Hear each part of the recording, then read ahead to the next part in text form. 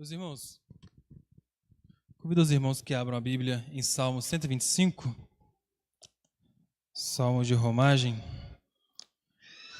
continuando a nossa série de exposição em Salmos de romagem.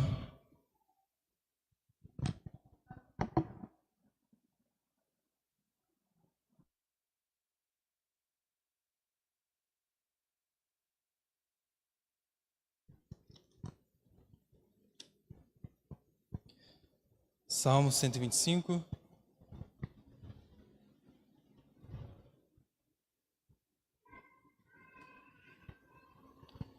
Diz assim a palavra do Senhor: Os que confiam no Senhor são como o monte Sião, não se abala, firme para sempre. Como em redor de Jerusalém estão os montes, assim o Senhor em derredor do seu povo, desde agora e para sempre. O cetro dos ímpios não permanecerá sobre a sorte dos justos, para que o justo não estenda a mão à iniquidade. Faze o bem, Senhor, aos bons e aos retos de coração. Quanto aos que se desviam para sendas tortuosas, levá-los-á o Senhor, juntamente com os malfeitores. Paz sobre Israel. Oremos, irmãos. Senhor nosso Deus, pedimos, ó Pai, a iluminação do Teu Santo Espírito, para, Deus, entendermos a Tua palavra, que o Senhor comunique a nós, Senhor, a verdade da Tua palavra, e que nós possamos sair daqui, Senhor, transformados e também, Deus, confiando cada vez mais no Senhor. Assim pedimos, em nome de Jesus. Amém. Bom, irmãos, o tema desta noite é Confie em Deus. E para começar, eu gostaria de começar com uma introdução, com uma ilustração de um rei que decidiu fazer muralhas em volta da sua cidade. Bom, esse rei, temendo o ataque vizinho, da nação vizinha, disse aos seus súditos: vamos, animem-se e vamos construir uma muralha ao redor da nossa cidade para proteger, pois nós não temos nada aqui em volta para que nos proteja, estamos muito frágeis. Alguns disseram: não, rei, isso não parece bom, vai colocar muito trabalho em cima do povo, o povo vai ter que trabalhar mais. Mas o rei disse: não, é necessário que fazemos as muralhas, que cerque toda a nossa cidade como proteção. Bom, depois de muito diálogo, eles acataram o pedido do rei, fizeram a muralha forte, cercaram toda a cidade, e quando terminou, o rei disse: ficou muito bom, essa muralha vai ser impenetrável, ninguém vai conseguir derrubá-la. Dito e feito, passou um tempo, a nação vizinha veio atacar a cidade do rei.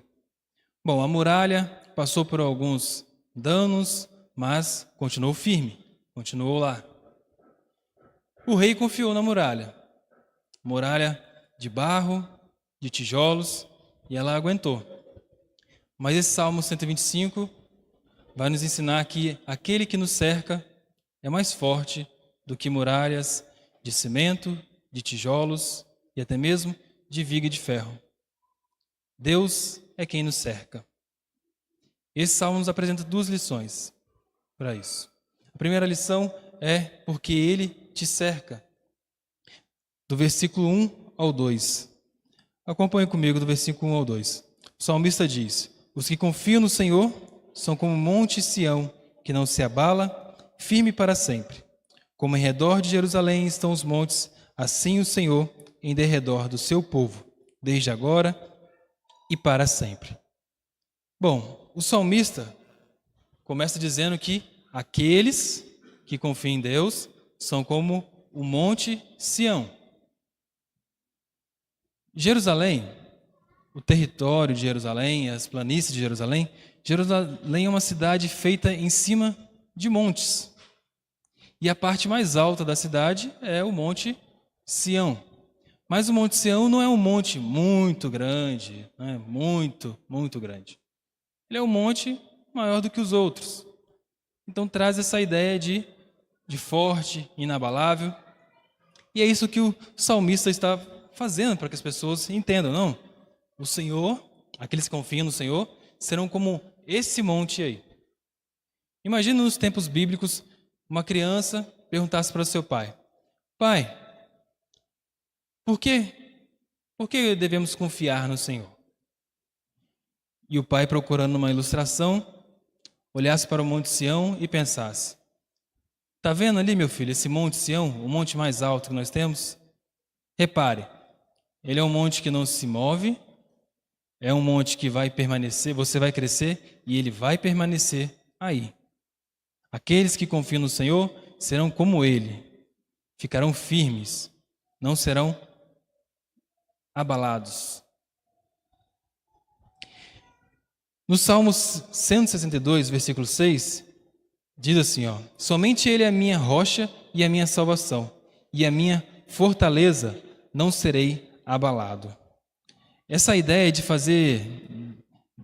trazer, olhar para as rochas, olhar para um monte e ver e trazer e mostrar que isso é como o que Deus faz com o povo, que aqueles que confiam nele seriam como essas rochas inabaláveis, é uma linguagem muito, se você ler a Bíblia seguidamente, você percebe esse tipo de linguagem que os salmistas usam para mostrar que a confiança no Senhor nos faz igual a esses montes, a essa rocha inabalável. Mas somos inabaláveis porque tem algo em nós ou porque somente confiamos em Deus? Não é porque tem algo em nós.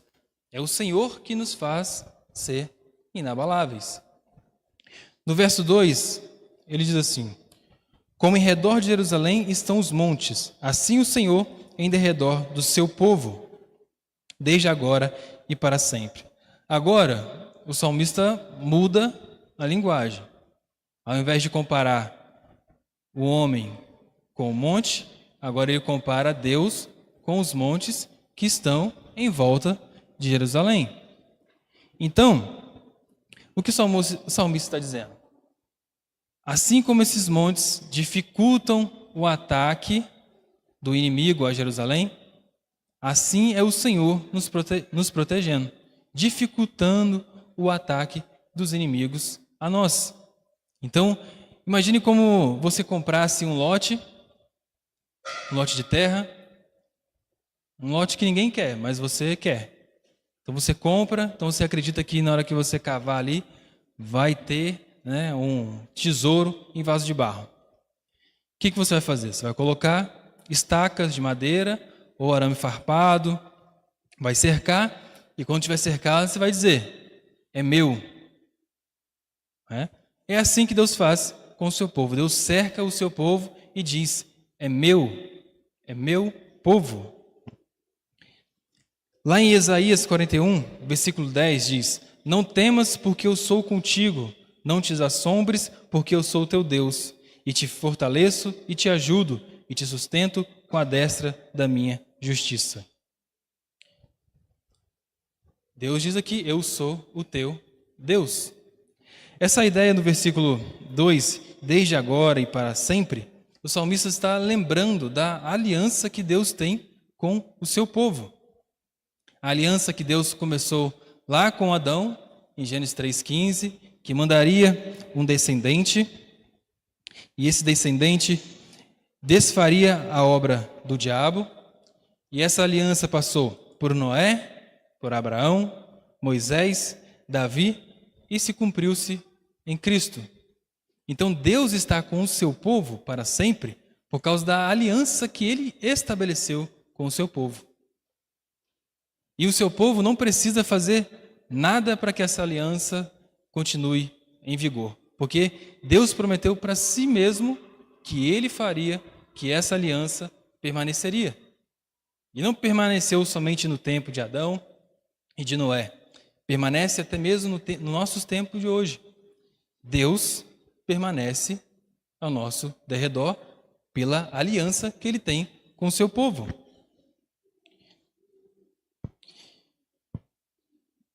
No versículo 3, o salmista continua dizendo: O cetro dos ímpios não permanecerá sobre a sorte dos justos, para que o justo não estenda a mão à iniquidade. Alguns dizem que esse salmo provavelmente pode ter sido escrito quando o povo estava sobre um governo inimigo, não era um governo próprio do povo, porque a palavra cetro indica reino, poder. Então acredita-se que o povo estivesse sobre o domínio de algum rei tirano. Então, o salmista diz que mesmo que um governo tirano, um governo inimigo, esteja sobressaindo sobre o justo, ele não permanecerá. Por que ele não permanecerá? Para que o justo não se entregue à iniquidade. Porque se um governo, imagine, se um governo inimigo, um governo tirano, começa a governar o povo de Deus, e só aflige o povo de Deus. Para que o povo de Deus não se renda a esse povo, a esse governo tirano, Deus destrói o poder do governo ímpio. Então o salmista traz para o povo que confie em Deus, porque Ele te cerca, e mesmo que um governo tirano tente nos afligir, Deus quebrará a força do governo ímpio, do governo que é contra o povo de Deus, para que quando você estiver quase cedendo ao governo ímpio, cedendo ao governo do tirano, Deus não permite que isso aconteça. Porque o justo, mesmo quando a perseguição aumenta, a indicação é que ele vá alguma hora ceder, mas Deus não permite isso. Bom, diante desse ponto,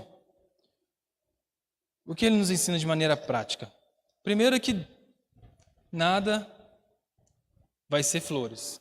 Mesmo que Deus nos cerque, ainda o crente vai passar por dificuldades. Mas também nos traz a certeza que Deus estará conosco por causa da aliança dele. E por ele estar conosco por causa da aliança dele, nos dá satisfação que não depende de nada que nós venhamos fazer para que ele continue ao nosso lado. Não depende que nós, pode ser que aconteça que venhamos pecar, mas o Senhor mesmo assim permanece ao nosso lado por causa da aliança dele. Porque a aliança ele prometeu por si mesmo. Quando se sentir sozinho, quando se sentir desamparado, quando você se sentir que Deus não está perto, ou até mesmo quando você chega em casa e pode se sentir triste, abatido, frustrado e que ninguém está com você, mas saiba que Deus lhe cerca. Deus está com você. E não é somente palavras minhas, é palavras dele. Ele mesmo disse, vocês são o meu povo. Em Isaías 41:10, não temas porque eu sou contigo, não te assombres, porque eu sou o teu Deus, que eu te fortaleço, te ajudo e te sustento com a destra da minha justiça. Deus está com você. Deus está com você na angústia, na solidão, no desespero, na aflição?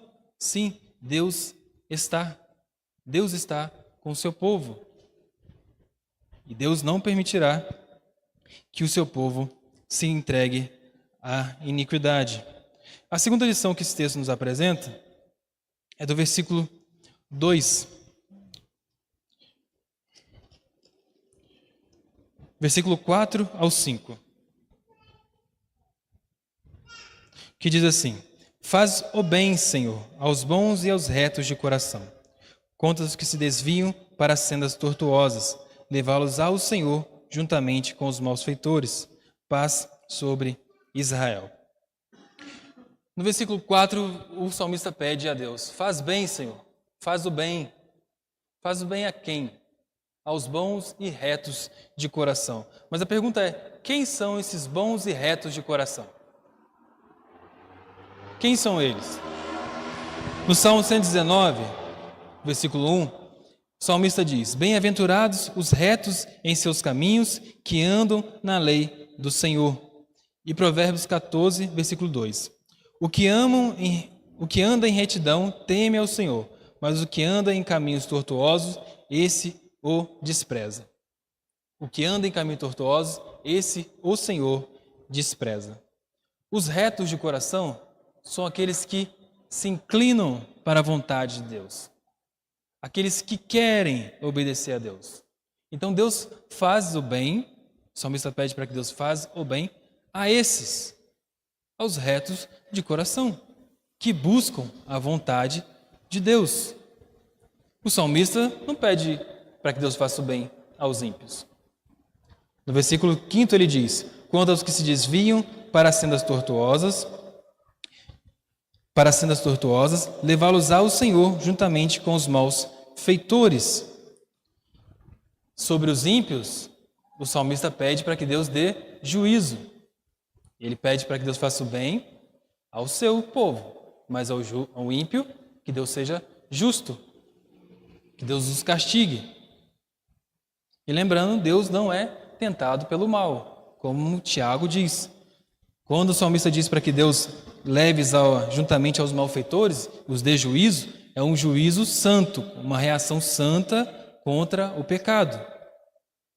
Então, Deus faz bem àqueles que se inclinam para a sua palavra, aqueles que querem obedecer a Ele, aqueles que andam em seus caminhos. Esses são os de coração reto. Tá. O que esse ponto nos ensina?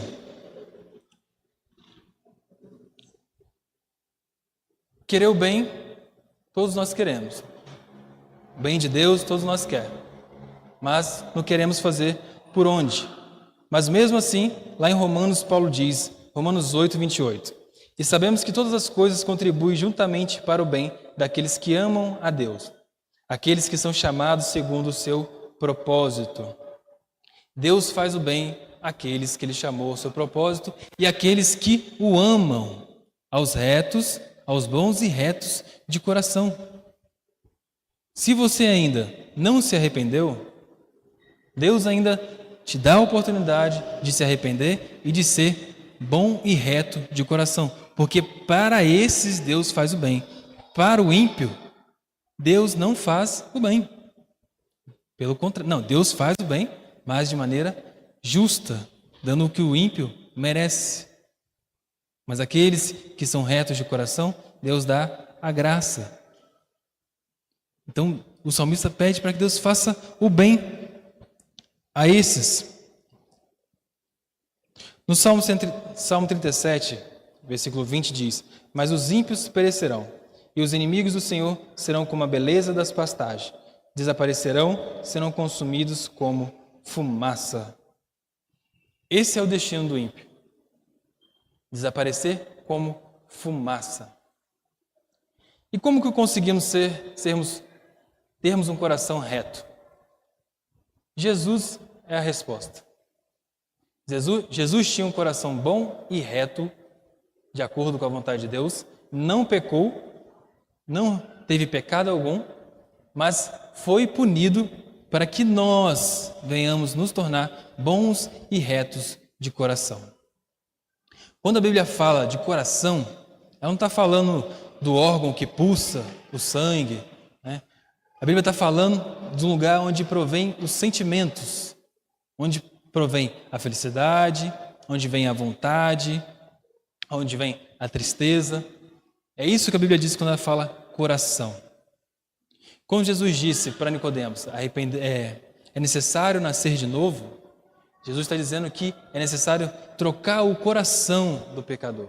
Que nasça de novo, que tenha um novo coração, um coração reto. Esse coração reto vai ter desejos para com Deus, para a vontade de Deus.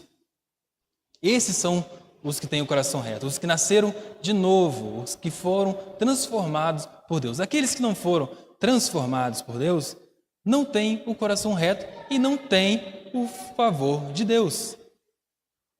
Somente os bons e retos de coração, aqueles que nasceram de novo, tiveram o coração transformado, vontade transformada, porque a vontade do ímpio é para que as vontades pecaminosas, mas aquele que tem o coração transformado, o desejo do seu coração será para com Deus. Deus faz bem aos retos de coração. Concluindo, meus irmãos, confie em Deus porque Ele te cerca e te faz o bem.